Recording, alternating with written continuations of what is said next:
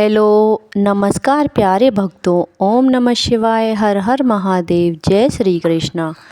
आज हम रविवार व्रत की पौराणिक कथा का रसपान करेंगे।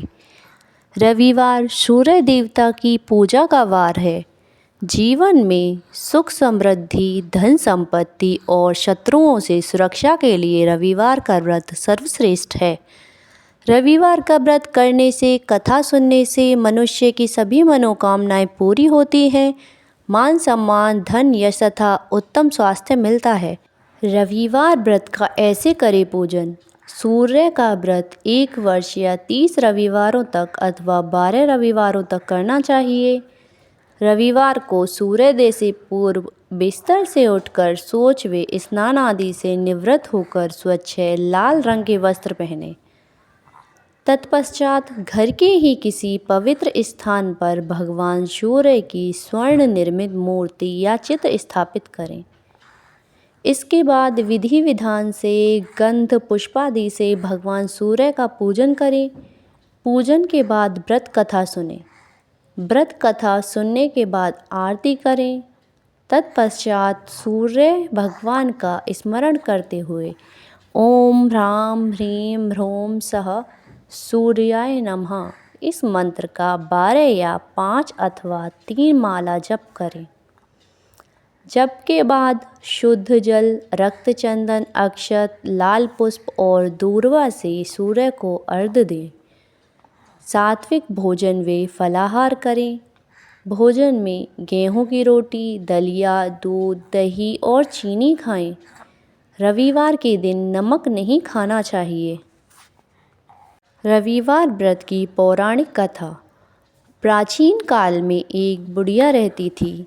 वह नियमित रूप से रविवार का व्रत करती। रविवार के दिन सूर्योदय से पहले उठकर बुढ़िया स्नान आदि से निवृत्त होकर आंगन को गोबर से लीप कर स्वच्छ करती। उसके बाद सूर्य भगवान की पूजा करते हुए रविवार कथा व्रत कथा सुनकर सूर्य भगवान का भोग लगाकर दिन में 1 बार भोजन करती। सूर्य भगवान की अनुकंपा से बुढ़िया को किसी प्रकार की चिंता एवं कष्ट नहीं था। धीरे धीरे उसका घर धन्य धान्य से भर रहा था।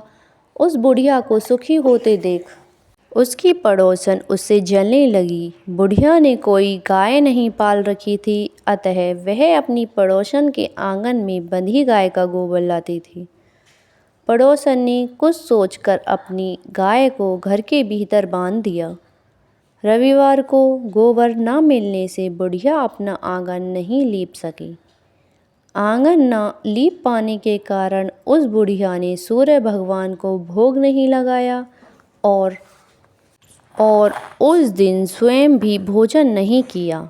सूर्य अस्त होने पर बुढ़िया भूखी प्यासी सो गई।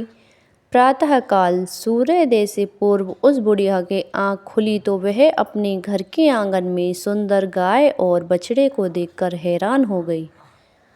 गाय को आंगन में बांधकर उसने जल्दी से उसे चारा लाकर खिलाया। पड़ोसन ने उस बुढ़िया के आंगन में बंधी सुंदर गाय और बछड़े को देखा तो वह उससे और अधिक जलने लगी। तभी गाय ने सोने का गोबर किया। गोबर के देखते ही पड़ोसन की आंखें फट गईं। पड़ोसन ने उस बुढ़िया को आसपास न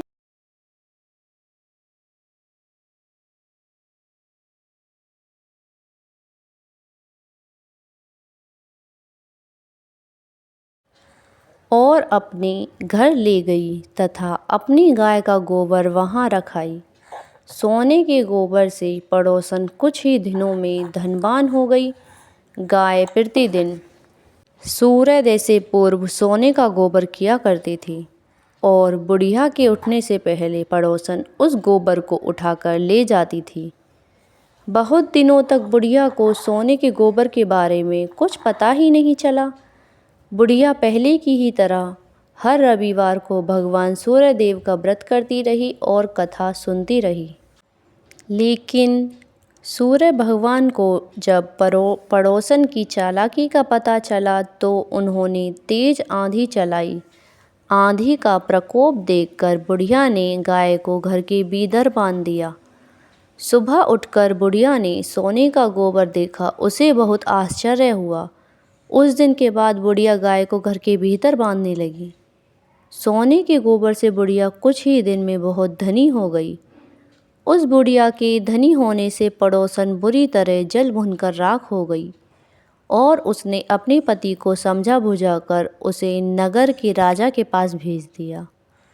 सुंदर गाय को देखकर राजा बहुत खुश हुआ। सुबह जब राजा ने सोने का गोबर देखा तो उसे आश्चर्य का ठिकाना ना रहा। उधर सूर्य भगवान को भूखी प्यासी बुढ़िया को इस तरह प्रार्थना करते देख उस पर बहुत करुणा आई। उसी रात सूर्य भगवान ने राजा को स्वप्न में कहा, राजन, बुढ़िया की गाय व बछड़ा तुरंत लौटा दो, नहीं तो तुम पर विपत्तियों का पहाड़ टूट पड़ेगा, तुम्हारा महल नष्ट हो जाएगा। सूर्य भगवान के स्वप्न से बुरी तरह भयभीत राजा ने प्रातः उठते ही गाय और बछड़ा बुढ़िया को लौटा दिया। राजा ने बहुत सा धन देकर बुढ़िया से अपनी गलती के लिए क्षमा मांगी। राजा ने पड़ोसन और उसके पति को उनकी इस दुष्टता के लिए दंड दिया। फिर राजा ने पूरे राज्य में घोषणा कराई कि सभी स्त्री पुरुष रविवार का व्रत किया करें। रविवार का व्रत करने से सभी लोगों के घर में धन धान्य से भर गए। राज्य में चारों ओर खुशहाली छा गई। स्त्री पुरुष सुखी जीवन यापन करने लगे तथा सभी लोगों के शरीर कष्ट भी दूर हो गए।